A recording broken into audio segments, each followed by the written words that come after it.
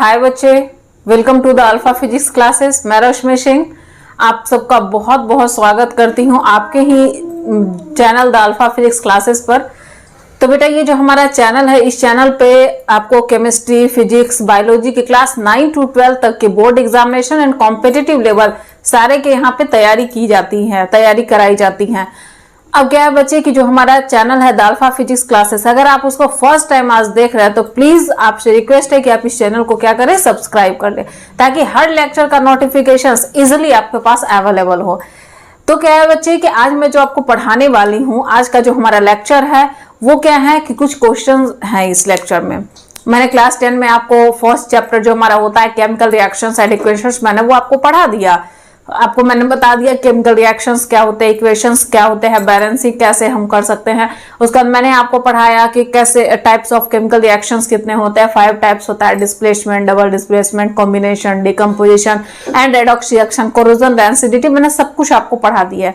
तो आज क्या है, कुछ क्वेश्चन से हम स्टार्टिंग करते हैं, कुछ क्वेश्चन आज हम लोग बनाते हैं। और जो क्वेश्चन आज बना रहे हैं बेटा वो काफी इंपॉर्टेंट है। तो क्या है कि आप साथ साथ में मेरे साथ साथ चलेंगे और जैसे जैसे मैं आपको बताते जाऊंगी आप उसी तरह से आप अपना तैयारी कीजिएगा। तो क्या है कि आप या फाउंडेशन की आप तैयारी कर रहे हो या फिर आप बोर्ड लेवल की तैयारी कर रहे हो, सभी बहुत अच्छे जाएंगे, नंबर बहुत अच्छा आएगा, इसमें कोई परेशानी की बात नहीं है। तो आज जो मैं क्वेश्चन आपको करवा रही हूँ वो कुछ कंपटीशन के लेवल से होंगे और कुछ क्वेश्चंस हमारे एनसीईआरटी के होंगे। तो एनसीईआरटी क्वेश्चंस बहुत इंपॉर्टेंट होते हैं। जब भी आप क्लास में भी पढ़ रहे होते होंगे तो हमेशा जो आपके टीचर्स होंगे वो बोलते होंगे एनसीईआरटी पढ़ लो, एनसीईआरटी से क्वेश्चन आते हैं, एनसीईआरटी करते करते बच्चे को डरा देते हैं।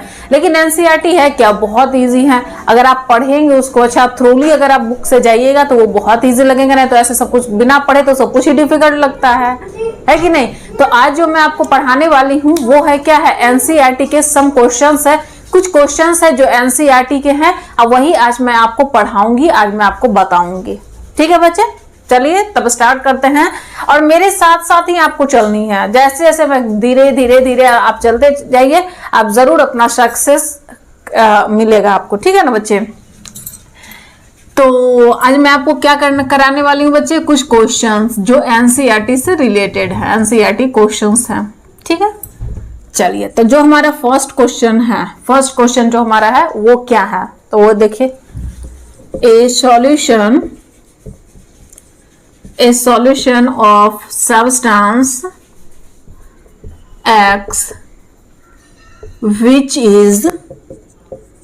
which is used in whitewashing,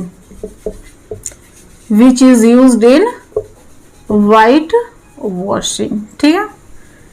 सबसे पहला हमारा क्वेश्चन है, name the substance x end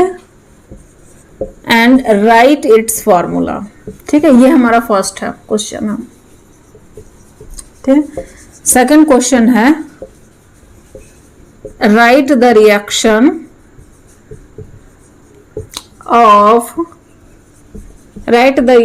of substance x with water. ठीक है, तो चलिए ठीक है, सबसे पहला हम देखते हैं कि कोई जो सब्सटेंस, एक बोला जा रहा है क्वेश्चन में कि एक सॉल्यूशन है जिसमें सब्सटेंस एक्स प्रेजेंट होते हैं और इसका यूज हम लोग व्हाइट वॉशिंग में करते हैं। तो व्हाइट वॉशिंग में किस सब्सटेंस का यूज किया जाता है, सबसे पहला ये है, व्हाइट वॉशिंग में किस सब्सटेंस का यूज करते हैं। तो व्हाइट वॉशिंग के लिए जो सब्सटेंस यूज्ड होते हैं वो होते हैं क्विक लाइम। क्या होता है बेटा, क्विक लाइम।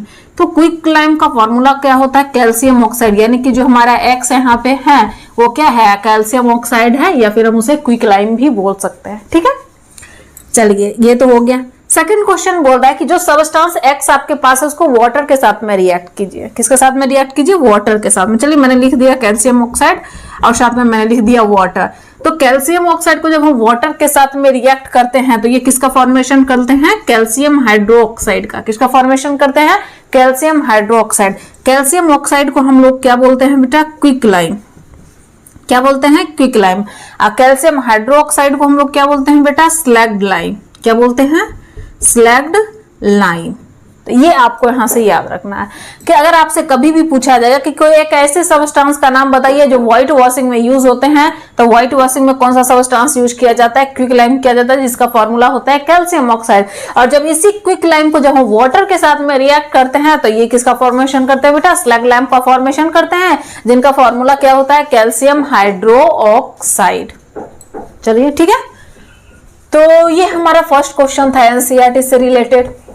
और ऐसा कोई घबराने की बात नहीं है बेटा, अगर आप हमारा चैनल फर्स्ट टाइम अगर आप देख रहे हैं तो सबसे पहले आप चैनल को सब्सक्राइब कर लीजिए, और हमारा जो डिस्क्रिप्शन है आप डिस्क्रिप्शन में जाइए, आपको इस चैप्टर के जितने भी लेक्चर हैं उनका सारा लिंक आपको वहां से मिल जाएंगे। और आपको अगर किसी भी तरह की परेशानी होगी तो आप क्या कर सकते हैं, कमेंट बॉक्स में करके आप हमें बता सकते हैं, या फिर आपके पास नंबर भी दिया गया होगा डिस्क्रिप्शन में, आप उस पर भी कॉल करके आप इंक्वायरी ले सकते हैं।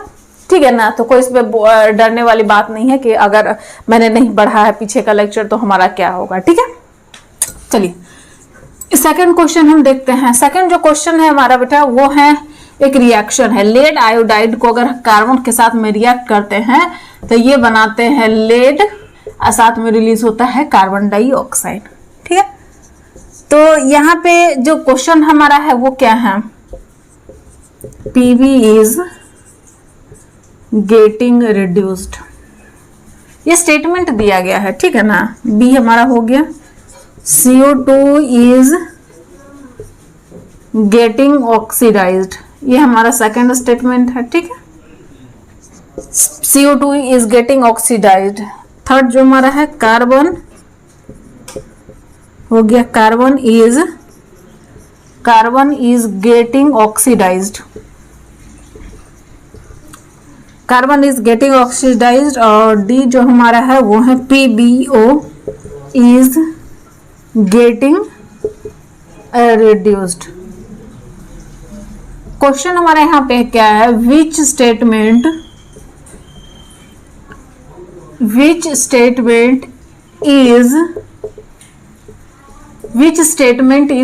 Incorrect about this reaction, which statement is incorrect about this reaction। इस रिएक्शन के लिए कौन सा इन चारों में से ऐसा स्टेटमेंट है जो इनकरेक्ट है। तो सबसे पहले इनकरेक्ट या किसी को करेक्ट है या इनकरेक्ट है इसे चेक करने के लिए सबसे पहले तो हमें ऑक्सीडेशन और रिडक्शन देखना होगा। तो ऑक्सीडेशन और रिडक्शन देखने के लिए चलिए इसको मिटा देते हैं। तो समझ में आ गया क्वेश्चन क्या पूछ रहा था, इनकरेक्ट आपको स्टेटमेंट बताना है कि इन चारों में से कौन कौन इनकरेक्ट स्टेटमेंट है, यही आपका था। ठीक है, तो चलिए देखते हैं। ये हमारे पास कार्बन है, ये हमारे पास लेड आयोडाइड है। ठीक है, तो यहाँ पे देखिए कार्बन है जो अकेला था, लेकिन बाद में कार्बन के साथ क्या ऐड हो रहा है, ऑक्सीजन। अगर एडिशन ऑफ ऑक्सीजन हो रहा है, एडिशन ऑफ ऑक्सीजन, अगर ऑक्सीजन ऐड हो रहे हैं तो हम उसे क्या बोलते हैं बेटा, ऑक्सीडेशन, यानी कि कार्बन ऑक्सीडाइज्ड हो रहा है। ये करेक्ट स्टेटमेंट है। ये कौन सा स्टेटमेंट हमारा हो गया, ये हमारा करेक्ट स्टेटमेंट है। ठीक है, सेकंड देखते हैं, लेड आयोडाइड है उसके साथ में ऑक्सीजन प्रेजेंट है, लेकिन रिएक्शन के बाद जब प्रोडक्ट साइड में आप देख रहे हैं तो प्रोडक्ट साइड में लेड अकेला है, यानी कि यहाँ पे क्या हो रहा है, रिमूवल ऑफ ऑक्सीजन। यहाँ पे क्या हो रहा है बेटा, रिमूवल ऑफ ऑक्सीजन। और अगर ऑक्सीजन का रिमूवल हो रहा है, अगर ऑक्सीजन रिमूव हो रहे हैं तो हम उसे क्या बोलते हैं बेटा, रिडक्शन। हम उसे क्या बोलते हैं, रिडक्शन, यानी PbO का रिड्यूस्ड हो रही है। ये भी हमारा करेक्ट स्टेटमेंट है। ठीक है ना, अब यहाँ क्वेश्चन पूछ रहा है PB गेटिंग रिड्यूस्ड, क्या PB रिड्यूस्ड हो रहा है या CO2 ऑक्सीडाइज्ड हो रहा है? ऐसा नहीं है। क्यों नहीं है, क्योंकि जब भी हम किसी रिएक्शन को देखते हैं तो रिएक्शन का जो होता है वो हम रिएक्टेंट टू प्रोडक्ट देखते हैं, ना कि प्रोडक्ट टू रिएक्टेंट देखते हैं। किसी भी रिएक्शन को जब हम देखते हैं तो हम लोग किधर से किधर देखेंगे, रिएक्टेंट टू प्रोडक्ट्स देखते हैं, ना कि प्रोडक्ट टू रिएक्टेंट्स देखते हैं। तो क्या है कि ये दोनों जो हमारा स्टेटमेंट है बेटा, वो स्टेटमेंट हमारा क्या है, इनकरेक्ट है। ये स्टेटमेंट हमारा क्या है, इनकरेक्ट है। तो अगर आपसे पूछेगा इन चारों में से कौन सा इनकरेक्ट है, तो फर्स्ट और सेकेंड यानी कि A और B जो है वो हमारा इनकरेक्ट स्टेटमेंट है। समझ में आ गई? तो यही आपका क्वेश्चन पूछा गया था यहाँ से। ठीक है बेटा, तो आप धीरे धीरे हमारे साथ चलिएगा, कुछ क्वेश्चंस करवाएंगे एनसीईआरटी से, कुछ और भी क्वेश्चंस अलग से भी करवाएंगे आपको, तो आपको आराम से धीरे धीरे करते जाना है। ठीक है ना। और नहीं अगर आपको समझ में आ रहा है तो आप क्या कीजिए बेटा, पहले हमारे लेक्चर को पढ़ लीजिए, उसके बाद क्वेश्चन बनाने की कोशिश कीजिएगा, तब आपसे जरूर बन जाएंगे। हो सकता है कि आपको यहाँ पे लग रहा होगा कैसे ऑक्सीडाइज हो रहे हैं, कैसे रिड्यूस्ड हो रहे हैं, तो रेडॉक्स रिएक्शन पे हमारा एक लेक्चर बना हुआ है, आप वहां से अच्छे से देख सकते हैं और उस चीज को समझ सकते हैं। ठीक है, चलिए क्वेश्चन नंबर 3 जो हमारा है वो आयरन ऑक्साइड को हम एल्यूमिनियम के साथ में रिएक्ट करवाएं तो इसने फॉर्मेशन किया Al2O3 और साथ में इन्होंने रिलीज किया Fe। ठीक है ना, तो यहाँ पे क्वेश्चन है which type of reaction it is, ये किस टाइप का रिएक्शन है। सबसे पहला जो हमारा है वो क्या है, कॉम्बिनेशन। सबसे पहला जो हमारा रिएक्शन है वो है कॉम्बिनेशन रिएक्शन। ठीक है, सेकंड जो हमारा है वो है डीकंपोजिशन रिएक्शन। सेकंड हमारा क्या है, डीकंपोजिशन रिएक्शन। चलिए ठीक है, सी जो हमारा है वो है डिस्प्लेसमेंट रिएक्शन। कौन सा रिएक्शन है, डिस्प्लेसमेंट रिएक्शन। ठीक है, और डी जो हमारा है बेटा वो है डबल डिस्प्लेसमेंट रिएक्शन। क्या है हमारा, डबल डिस्प्लेसमेंट रिएक्शन, ये हमारा क्वेश्चन है। ठीक है, कि ये कॉम्बिनेशन है, डिकम्पोजिशन रिएक्शन है, डिस्प्लेसमेंट रिएक्शन है, डबल डिस्प्लेसमेंट रिएक्शन है। तो इसको देखने के लिए सबसे पहले देखिए कॉम्बिनेशन रिएक्शन तो है नहीं, कि कॉम्बिनेशन रिएक्शन में क्या होते हैं, दो या दो से ज्यादा सबस्टेंस कंबाइन करके एक नए सबस्टेंस का फॉर्मेशन करते हैं, तो चलिए कॉम्बिनेशन तो है नहीं। डिकम्पोजिशन में क्या होता है, कोई एक सबस्टेंस स्प्लिट डाउन होकर के दो या दो से ज्यादा सबस्टेंस बनाते हैं, चलिए ये भी नहीं है। अब आता है डिस्प्लेसमेंट रिएक्शन। डिस्प्लेसमेंट रिएक्शन में क्या होता है बेटा, highly reactive metal less reactive metal को उसके जगह से हटा देता है, चल भाग भाग भाग भाग करके भगा देते हैं। जैसे मान लीजिए कि आप एक आदमी है जो बहुत ताकतवर है और आप जो है बहुत कमजोर है, तो अगर आप एक जगह पे रहेंगे, जो ताकतवर रहेगा वो क्या करेगा, आपको उस जगह से रिमूव कर सकता है। तो यहाँ पे क्या होते हैं कि जो हाईली रिएक्टिव मेटल्स होते हैं वो लो रिएक्टिव मेटल्स को प्लेस से हटा देता है कि चल भाग तू यहाँ से। तो यहाँ पे क्या है, देखिए यहाँ पे हमारे पास दो मेटल है बेटा, एक है आयरन, दूसरा है एल्यूमिनियम। एक है एल्यूमिनियम और दूसरा आयरन। तो अब देखना है कि एल्यूमिनियम और आयरन में दोनों में से सबसे ज्यादा रिएक्टिव कौन होता है, क्या एल्यूमिनियम ज्यादा रिएक्टिव होता है या फिर आयरन ज्यादा रिएक्टिव होता है। तो आप अगर देखेंगे तो क्या होगा कि एल्यूमिनियम जो है बेटा वो हाईली रिएक्टिव होता है इन कंपैरिजन टू आयरन। तो एल्यूमिनियम क्या कर रहा है, आयरन को उसके प्लेस से हटा रहा है और ऑक्साइड के साथ मिलकर के Al2O3 यानी कि एल्यूमिनियम ऑक्साइड का फॉर्मेशन कर रहा है और साथ में आयरन को रिलीज कर रहा है। इट मीन्स वो कौन सा रिएक्शन हो रहे हैं, displacement reaction. Double displacement reaction में आप जानते हैं यहाँ पे क्या हो जाता है, एक्सचेंज ऑफ आयंस होते हैं। यहाँ पे क्या होता है, एक्सचेंज ऑफ आयंस। और डिस्प्लेसमेंट रिएक्शन में क्या होते हैं, highly reactive metal displaces less reactive metal. तो ये यहाँ पे यही हो रहा है, जो हाईली रिएक्टिव मेटल है वो लेस रिएक्टिव मेटल को हटा देता है और उनके पोजीशन को ये ले लेते हैं। ठीक है ना, तो ये आपका रिएक्शन था। और ये जो रिएक्शन हमारा है it is a type of displacement reaction. चलिए गुड। तो क्या बहुत ज्यादा टफ लग रहा है, नहीं टफ नहीं लग रहा होगा। जो भी चीज आपको समझ में नहीं आएगी बच्चे तो कमेंट बॉक्स में जरूर बताएंगे। और कम से कम अगर आप देख रहे हैं हमारा वीडियो तो ये जरूर बताएं कि आपको वीडियो कैसा लगा, कमेंट बॉक्स में जरूर बताएं। अगर आप कमेंट करके बताते हैं तो हम लोग काफी ज्यादा इंकरेज होते हैं और अच्छे से और भी काम करने की कोशिश करते हैं। ठीक है ना बच्चे, चलिए ओके। क्वेश्चन नंबर जो 4 हमारा है वो ये है, what happens when hydrochloric acid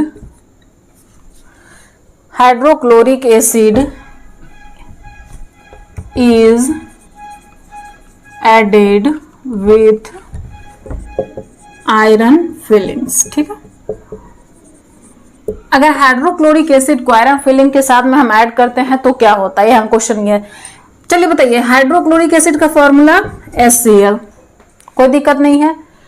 iron filings मतलब वहां पे कौन सा प्रेजेंट है, आयरन प्रेजेंट है। तो अब ये आपको देखना है, यहाँ पे हाइड्रोजन और आयरन दोनों में से हाईली रिएक्टिव कौन है। हर जगह तो रिएक्शन बन रहा है, तो रिएक्शन में तो भाई जो रिएक्शन बनने का जो प्रोसेस होता है उसको तो आपको देखना ही पड़ेगा। तो अगर आप देखेंगे तो हाइड्रोजन और आयरन में हाईली रिएक्टिव आयरन होते हैं, तो ये क्या करेगा कि हाइड्रोजन को उसके जगह से रिमूव कर देंगे और ये यहाँ पे क्या किसका फॉर्मेशन करते हैं, FeCl3 का, और साथ में रिलीज होता है H2 हाइड्रोजन गैस। तो ये जो ये हमारा रिएक्शन होता है, ठीक है ना, Fe हो जाएगा FeCl3 प्लस H2 बन जाएंगे HCl प्लस Fe। तो ये आपका है, ये किस टाइप का रिएक्शन है बेटा, डिस्प्लेसमेंट रिएक्शन है। कौन सा रिएक्शन ये हमारा है, डिस्प्लेसमेंट रिएक्शन, ये हमारा डिस्प्लेसमेंट रिएक्शन है। तो ये रिएक्शन को आप बता सकते हैं। तो जो जितना भी मैं आपको बता रही हूँ वो बहुत ज्यादा डिफिकल्ट है, आपको डिफिकल्ट नहीं लग रहा होगा, बहुत इजी लग रहे होंगे कि मैम आपने तो बहुत इजी बता रही हैं। तो ये एनसीईआरटी में कौन सा बहुत डिफिकल्ट थोड़ी आता है, भले आपको टीचर्स डरा करके रखते हैं वो एक अलग मैटर है, टीचर्स क्या करते हैं डरा करके रखते हैं बच्चे को एनसीईआरटी, बट एनसीईआरटी में ऐसा कुछ नहीं होता है, सिंपल सी चीजें होती हैं जो हम लोग पढ़ते हैं वही होती है, जो पढ़ाई से जो हम पढ़ा रहे हैं आपको उससे बाहर एक भी क्वेश्चन आपको नहीं मिलेंगे, सारे क्वेश्चन एनसीईआरटी के होंगे। और सारे अगर आपने हमारा लेक्चर देख रखा होगा तो आप सारे क्वेश्चंस को इजीली सॉल्व कर सकते हैं। ठीक है बच्चे,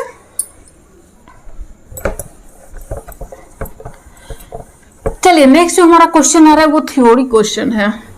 थ्योरी उसमें हाँ, ये तो आप रिएक्शन बना रहे थे, बन रहा था, ठीक है ना, और ये जो हमारा क्वेश्चन है वो थ्योरी है। इसमें क्वेश्चन है what is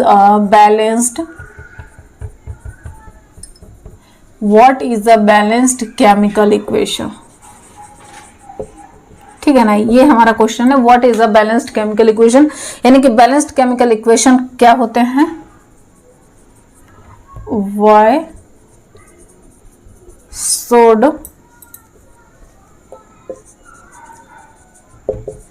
chemical equations be balanced. ठीक है, ये थियोरिटिकल क्वेश्चन है। क्वेश्चन क्या आपसे पूछ रहा है बेटा, क्वेश्चन ध्यान से समझने की कोशिश कीजिए। What is a balanced chemical equation, balanced chemical equation होता क्या है, तो मैंने आपको पढ़ाया था, ये मैंने आपको पढ़ाया है कि बैलेंस्ड केमिकल इक्वेशन क्या होता है। तो बैलेंस्ड केमिकल इक्वेशन वैसे इक्वेशन को बोला जाता है जिसमें number of atoms in reactant side is equal to the number of atoms in product side. अगर क्या होता है, number of atoms in reactant side equal to number of atoms in product side, यानी कि number of atom in reactant side is equal to the number of atom in product side. तो इसी को हम क्या बोलेंगे, बैलेंस्ड केमिकल इक्वेशन। क्या बोलेंगे बेटा, बैलेंस्ड केमिकल इक्वेशन। चलिए ठीक है, इतना भी मैंने बता दिया। एक एग्जांपल हम लेते हैं, H2 प्लस Cl2, ये किसका फॉर्मेशन करते हैं बेटा, HCl हाइड्रोजन क्लोराइड का फॉर्मेशन करते हैं। अब देखिए ये जो हमारा पार्ट है इसे हम क्या बोलते हैं बेटा, रिएक्टेंट्स बोलते हैं, और इस पार्ट को हम लोग क्या बोलते हैं, प्रोडक्ट्स बोलते हैं। तो मैंने क्या बोला कि बैलेंस्ड केमिकल इक्वेशन तब हम बोलेंगे जब जितना number of atoms in reactant side होगा उतना ही नंबर ऑफ एटम्स कहाँ होना चाहिए, प्रोडक्ट साइड में होना चाहिए। तो अब यहाँ पे देखिए रिएक्टेंट साइड में हाइड्रोजन 2 है, प्रोडक्ट है रिएक्टेंट साइड में क्लोरीन भी कितने हैं, 2 है, लेकिन प्रोडक्ट साइड जब हम जाते हैं तो वहां पे देख रहे हैं जो HCl है वो 1 है, यानी कि हाइड्रोजन भी 1 है, क्लोरीन भी 1 है। तो चलिए करना क्या होगा, तो हमें दोनों रिएक्शन को बैलेंस करना होगा। बैलेंस करने के लिए क्या करेंगे, चलिए मैंने यहाँ पे लिख दिया 2, कितना लिख दिया 2। मैंने आपको बैलेंसिंग का हमेशा ही बोला है कि सबसे पहले मेटल को बैलेंस कीजिए, फिर यहाँ पे क्या करना है आपको, नॉन मेटल को बैलेंस कीजिए, फिर ऑक्सीजन को बैलेंस कीजिए, फिर हाइड्रोजन को बैलेंस कीजिए। अगर ये प्रोसेस आते हैं तो आप इजिली किसी भी रिएक्शन को बैलेंस कर सकते हैं। चलिए ठीक है, ये तो बाद की पार्ट है, मैंने पढ़ा रखा है। ये रिएक्शन हमारा हुआ। अब देखिए रिएक्टेंट साइड में हाइड्रोजन कितने हो गए, 2, क्लोरीन भी कितना हो गया 2, प्रोडक्ट साइड में हाइड्रोजन कितने हो गए 2, क्लोरीन कितना हो गया 2, दोनों साइड में तो रिएक्शन हमारा बैलेंस्ड है। तो बैलेंस्ड केमिकल इक्वेशन किसे बोलते हैं, तो that type of chemical equation in which number of atom in reactant side is equal to the number of atom in product side, यानी कि number of atom reactant side में और number of atoms product side दोनों side में अगर equal है तो that type of chemical equation is known as balanced chemical equation. Okay बच्चे, चलिए ठीक है, नोट डाउन भी आप करते चलेंगे, सारे क्वेश्चंस आपको बनाने भी हैं, ऐसा नहीं कि मैं बना रही हूँ आप सिर्फ देखते जाना है, ऐसा कुछ नहीं है। आपको बनाते भी चलना है हमारे साथ साथ में, ठीक है ना, आपको बनाते हुए चलना है हमारे साथ में। चलिए ये तो आपने पढ़ा। Why should chemical equation be balanced? Question यहाँ पे सेकंड जो हमारा है, Why should chemical equation be balanced? Chemical equation को क्यों बैलेंस करना चाहिए? तो मैंने कुछ लॉ आपको मैंने पढ़ाया है, ठीक है ना।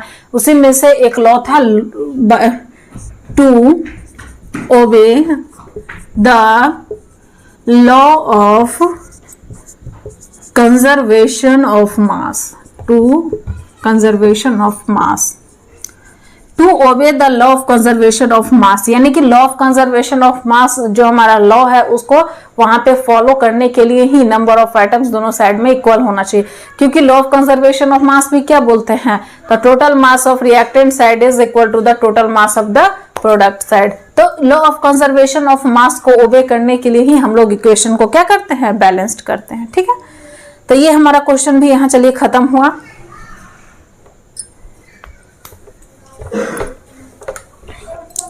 क्या आपको बहुत ज्यादा टफ लग रहा है? नहीं, कमेंट बॉक्स में जरूर बताएं कि कैसा आपको लग रहा है बनाने में। साथ साथ में अगर आप बना है तो कैसा आपको लग रहा है, जरूर बताएं बेटा, जरूर जरूर श्योर, ठीक है। नेक्स्ट जो हमारा क्वेश्चन है वो है translate the statement into chemical equation and then balance them, ठीक है। उसको बैलेंस करना है। चलिए ठीक है, बनाते हैं। पहले क्या करना है कि जो स्टेटमेंट के रूप में आपको क्वेश्चंस दिए होंगे उसके बाद उसको क्या करना है, इक्वेशन के फॉर्म में लिखना है, उसके बाद उसको क्या करना है, बैलेंस करना है। यही आपका इस क्वेश्चन में बोला गया। पहले स्टेटमेंट के रूप में आपको दिया हुआ है, उसको इक्वेशन के फॉर्म में आपको लिखना है और उसके बाद इक्वेशन को फिर क्या करना है, बैलेंस करना है, ठीक है ना। तो सबसे पहले यहाँ पे दिया गया है हाइड्रोजन गैस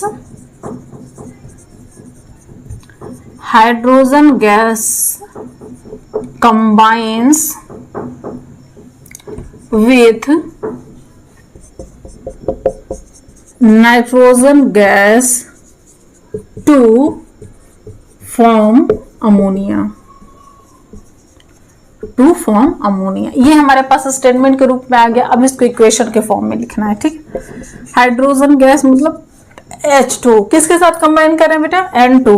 क्वेश्चन है, आराम से बनाने की कोशिश कीजिए। टू फॉर्म यानी कि बनाना, यानी कि प्रोडक्ट बन रहे हैं, तो प्रोडक्ट हमारे पास क्या आ रहा है बेटा, NH3 आ रहे हैं, ठीक है ना। तो अब क्या करना है कि ये मैंने इक्वेशन के फॉर्म में तो मैंने लिख दिया। अब क्या करना है, इस रिएक्शन को बैलेंस करना है। तो बैलेंस करने के लिए क्या है, सबसे पहले हम देखते हैं कि यहाँ पे नाइट्रोजन कितने हैं, 1 2, यहाँ पे नाइट्रोजन कितना है, 1, मैंने यहाँ पे 2 लिख दिया, ठीक है। तो नाइट्रोजन तो हमारा बैलेंस हो गया दोनों साइड में। अब यहाँ देखिए हाइड्रोजन कितना हो गया बेटा, 3 × 2 कितना हो गया, 6। हाइड्रोजन हमारा कितना हो गया, 6। और यहाँ पे हाइड्रोजन कितना है बेटा, 2 है। चलिए मैंने यहाँ भी 3 से मल्टीप्लाई कर दिया, तो यहाँ भी हाइड्रोजन कितना हो गया, 6। अब दोनों साइड में देख लेते हैं, हाइड्रोजन कितना आ रहा है, 6, नाइट्रोजन कितना आ रहा है, 2। यहाँ भी देखिए हाइड्रोजन कितना है, 6, नाइट्रोजन कितना है, 2। हमारा दोनों रिएक्शन बैलेंस्ड हो गया, ठीक है। तो सबसे पहले जो स्टेटमेंट के रूप में आपको दिया हुआ है उसको क्या कीजिए, वहां पे स्टेटमेंट को सबसे पहले वहां पे चेंज कीजिए आप किसमें, इक्वेशन के फॉर्म में। अब बाद में उस रिएक्शन को क्या करना है, आपको बैलेंस कर देना है, ठीक है।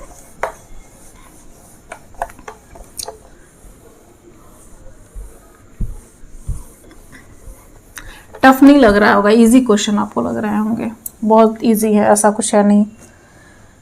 चलिए सेकंड देखते हैं।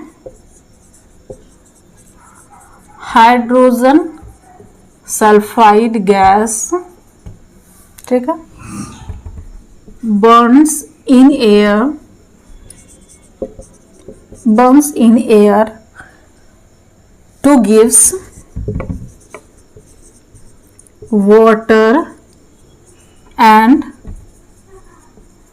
sulfur dioxide, ठीक है। चलिए देखते हैं इसको क्या बोला। हाइड्रोजन सल्फाइड फॉर्मूला क्या होता है बेटा, H2S plus, bonds in air यानी कि O2, अब यहाँ पे एयर में O2 ही क्यों लिखते हैं, क्योंकि कंबशन करने के लिए ऑक्सीजन का प्रेजेंस होना बहुत इंपॉर्टेंट है। एयर में तो बहुत सारे गैसेस होते हैं, नाइट्रोजन होता है, मीथेन होता है, ऑक्सीजन होता है, हाइड्रोजन, बहुत सारी गैसेस होती है, लेकिन कंबशन करने के लिए क्या चाहिए होता है, ऑक्सीजन, इसलिए मैंने यहाँ पे लिखा O2। टू गिव्स, ये क्या बनाते हैं बेटा, वाटर बनाते हैं, साथ में क्या रिलीज होता है, सल्फर डाइऑक्साइड। तो ये मैंने इक्वेशन के फॉर्म में तो मैंने लिख दिया। अब आपको क्या करना है, यहाँ पे रिएक्शन इक्वेशन को बैलेंस करना है, ठीक है। यहाँ देखिए हाइड्रोजन 2 है, हाइड्रोजन 2 है, सल्फर 1 है, सल्फर 1 है, ठीक है, ऑक्सीजन 2 है, ऑक्सीजन 2 है। चलिए लिखते हैं दोनों साइड में, हाइड्रोजन 2, यहाँ भी हाइड्रोजन कितना है, 2 है, ठीक है। सल्फर यहाँ पे कितना है बेटा, 1 है, यहाँ पे भी सल्फर कितना है, 1 है। यहाँ पे ऑक्सीजन 2 है, लेकिन यहाँ पे ऑक्सीजन कितना है, यहाँ पे ऑक्सीजन कितने हैं, 2 प्लस 1, 1 प्लस 2 कितना हो गया, 3, यानी कि ऑक्सीजन हमारा बैलेंस्ड नहीं है। चलिए मैं यहाँ 2 से मल्टीप्लाई करती हूँ, कितना से मल्टीप्लाई कर रही हूँ, 2 से, ठीक है। जैसे मैंने 2 से मल्टीप्लाई किया तो ऑक्सीजन हमारा 4 हो गया, तो यहाँ भी 2 से तो मल्टीप्लाई करना होगा। चलिए मैंने यहाँ भी 2 से मल्टीप्लाई कर दिया, ठीक है। तो ऑक्सीजन तो हमारा 4 हो गया, लेकिन यहाँ पे क्या हो गया, हाइड्रोजन हमारा कितना हो गया, 4, तब यहाँ भी मैं 2 से मल्टीप्लाई करती हूँ, ठीक है। जब मैंने यहाँ से 2 मल्टीप्लाई किया, हाइड्रोजन 4 हो गया, लेकिन सल्फर भी यहाँ 2 हो गया, तो चलिए मैं यहाँ भी 2 से मल्टीप्लाई करती हूँ, ठीक है। तो यहाँ जैसे ही मैंने 2 से मल्टीप्लाई किया तो आप देखिए, यहाँ 2 से मल्टीप्लाई किया तो आप देखिए ऑक्सीजन इधर कितना हो गया, 4 और 2, 4 प्लस 2 कितना हो गया बेटा, 6, ठीक है। इधर हाइड्रोजन कितना है, 4, तो इसको भी 3 से मैं मल्टीप्लाई कर देती हूँ, हो गया। अब देखना है कि आपको क्या ये रिएक्शन बैलेंस्ड हुआ है। चलिए चेक करते हैं, हाइड्रोजन लिखते हैं, सल्फर हमारे पास है, ऑक्सीजन है, यहाँ भी हाइड्रोजन है हमारे पास, सल्फर है और ऑक्सीजन है। हाइड्रोजन हमारे पास कितना है, 2 × 2 4, हाइड्रोजन कितना है, 2 × 2 4, सल्फर हमारे पास कितना है, 2, सल्फर हमारे पास कितना है, 2, ऑक्सीजन हमारे पास कितना है, 6, ऑक्सीजन कितना, 2 प्लस 2 4 हो गया, और यहाँ पे ऑक्सीजन कितना है, 2 6। इक्वेशन इज बैलेंस्ड, हमारा इक्वेशन क्या हो गया, बैलेंस्ड हो गया। तो सबसे पहले इसको इक्वेशन के फॉर्म में लिखिए, फिर उस इक्वेशन को आप बैलेंस्ड कीजिए। आप बैलेंस करते हुए जाएंगे, आपका इजीली बनते हुए चला जाएगा, कोई घबराने की जब बात नहीं है। ऐसा नहीं है कि नहीं बन रहा है तो कैसे बनेगा। अगर इसमें थोड़ा बहुत अगर डिफिकल्टी आ रहे होंगे बेटा, तो आपको आ रहे होंगे केमिकल फार्मूला बनाने के लिए। तो केमिकल फार्मूला बनाने के लिए सीखिए, क्योंकि केमिकल फार्मूला अगर बनाने नहीं आएगा तो रिएक्शन बना ही नहीं पाइएगा। फिर आप केमिकल फार्मूला बनाने आइए। अगर आपको केमिकल फार्मूला बनाने नहीं आता है तो प्लीज कमेंट बॉक्स में बता दे, ताकि मैं इसका भी वीडियो आपको बता सकूं। अगर आपको आता है तो कोई बात ही नहीं है, आप बनाते हुए चलिए साथ में, ठीक है। अब जो हमारा क्वेश्चन सी है उसमें क्या है, बैरियम क्लोराइड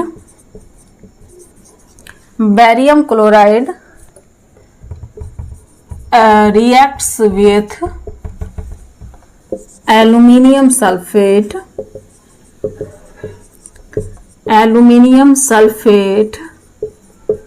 to produce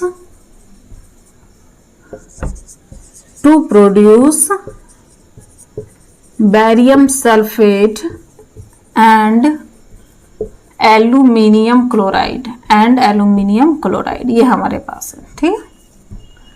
चलिए लिखते हैं। सबसे पहले हमारे पास क्या है, बैरियम क्लोराइड, BaCl2 हमारे पास हो गया। चलिए ठीक है, किसके साथ में रिएक्ट करे बेटा, एल्यूमिनियम सल्फेट के साथ। तो हमारा फॉर्मूला क्या बन जाएगा, Al2SO4 का होल 3 टू प्रोड्यूस, यानी कि प्रोडक्ट बन रहा है। तो प्रोडक्ट हमारा क्या बन रहा है, बैरियम सल्फेट, BaSO4 मैंने लिख दिया, और एल्यूमिनियम क्लोराइड का AlCl3।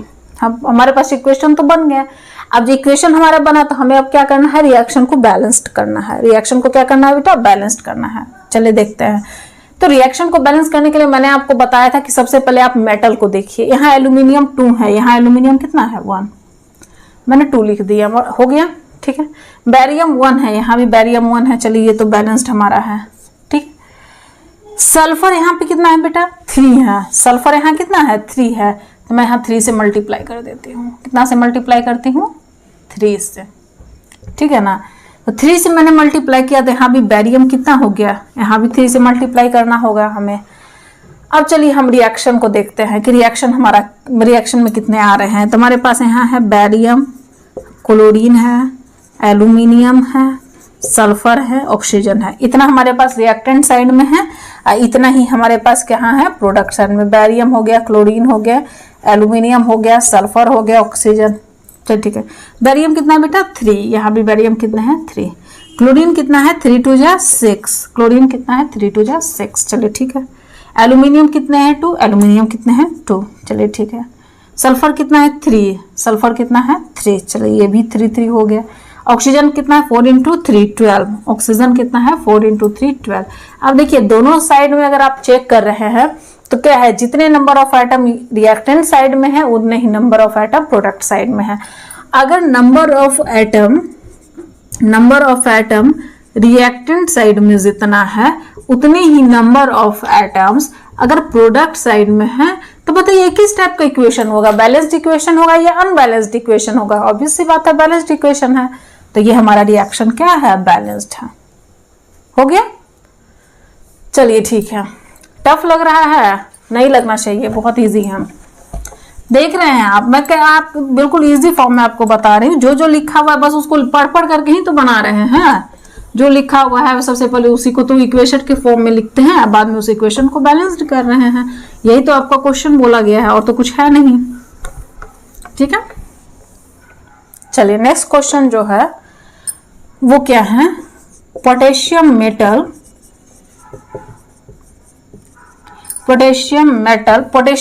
जो होते हैं वो रिएक्ट कर रहा है। Potassium metal reacts with water, किसके साथ में रिएक्ट करे बेटा, वाटर के साथ में।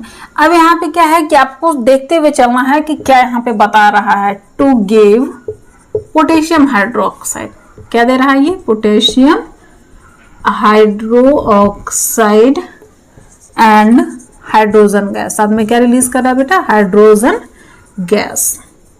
चलिए ठीक है।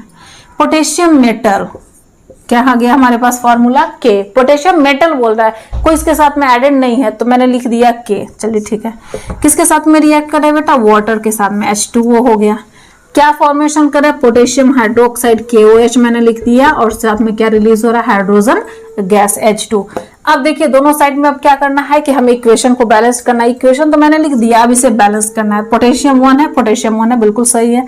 हाइड्रोजन 2 है, लेकिन यहाँ पे हाइड्रोजन 2 और +1 कितना हो गया 3, तो मैंने यहाँ पे 2 से मल्टीप्लाई कर दिया। कितना से मल्टीप्लाई किया, 2 से। आपने जैसे यहाँ 2 से मल्टीप्लाई किया तो ऑक्सीजन भी तो यहाँ 2 हो गया, तो ऑक्सीजन 2 हो गया तो मैंने यहाँ भी 2 लिख दिया। ठीक है, तो यहाँ पे पोटेशियम भी तो 2 हो गया, चलिए मैंने यहाँ भी 2 लिख दिया। अब देखिए पोटेशियम 2 इक्वेशन बैलेंस्ड है। हाँ, हाइड्रोजन 2 और +2 कितना हो गया 4, ऑक्सीजन 2। चलिए लिख लेते हैं, K हो गया, H हो गया और O हो गया। इधर भी क्या हो गया, K H है एंड O है। चलिए K कितना है 2 है, K कितना है 2। हाइड्रोजन कितने हैं बेटा 4, हाइड्रोजन कितने हैं 4, और ऑक्सीजन जो हमारा कितना है 2 है, यहाँ भी ऑक्सीजन कितने हैं 2 है। तो दोनों रिएक्शन बैलेंस है। नंबर ऑफ एटम जितना यहाँ आ रहा है, नंबर ऑफ एटम यहाँ आ रहा है, 4 2 6 2 8, यहाँ भी टोटल नंबर ऑफ एटम 8 है, यहाँ भी टोटल नंबर ऑफ एटम 1 है। तो ये हमारा इक्वेशन क्या हो गया, बैलेंस्ड हो गया। ठीक है ना, तो आज मैं आपको यहीं तक बताऊंगी। ठीक है ना बच्चे, लेकिन क्या है कि जो नेक्स्ट जो हमारा लेक्चर आएगा उसमें कुछ important questions related to the board and NCERT होंगे, और नेक्स्ट जो हमारा लेक्चर होगा वो क्लास 10 का फर्स्ट चैप्टर का लास्ट लेक्चर होगा। इसके बाद मैं नेक्स्ट आपको चैप्टर स्टार्ट करूंगी। तो जितने भी मैंने आपको इसके पिछला लेक्चर जितना भी मैंने आपको पढ़ाया है, अगर आप फर्स्ट टाइम हमारा वीडियो देख रहे हैं तो आज तो हमारा क्वेश्चन रिलेटेड था, तो हो सकता है आपको कुछ चीजें समझ में नहीं आ रही होंगी कि मैम ने कैसे कैसे बता दिया। तो आप मेरे डिस्क्रिप्शन में सारा लिंक आपको दिए हुए रहेंगे, पार्ट 1 से लेकर जितने भी पार्ट इसके बने हुए हैं, तो आप वहां से स्टार्टिंग से पढ़ सकते हैं। उसके बाद आप क्वेश्चन देख सकते हैं। एंड नेक्स्ट जो हमारा लेक्चर होगा उसमें इंपॉर्टेंट क्वेश्चन मैं यहाँ पे बताऊंगी आपको, और उसके बाद ये चैप्टर हमारा क्या हो जाएगा स्टूडेंट, फिनिश हो जाएगा। और आप जरूर जो मैं क्वेश्चंस आपको करवा रही हूँ इंपॉर्टेंट है, बोर्ड के लिए भी इंपॉर्टेंट है, foundation classes JEE and NEET के लिए भी इंपॉर्टेंट है। तो आप इसको अच्छे से पढ़ेंगे, अच्छे से तैयारी करेंगे और आप हमारे साथ में चल देंगे। और चैनल को सब्सक्राइब करना ना भूलें। Okay student, good day, best of luck.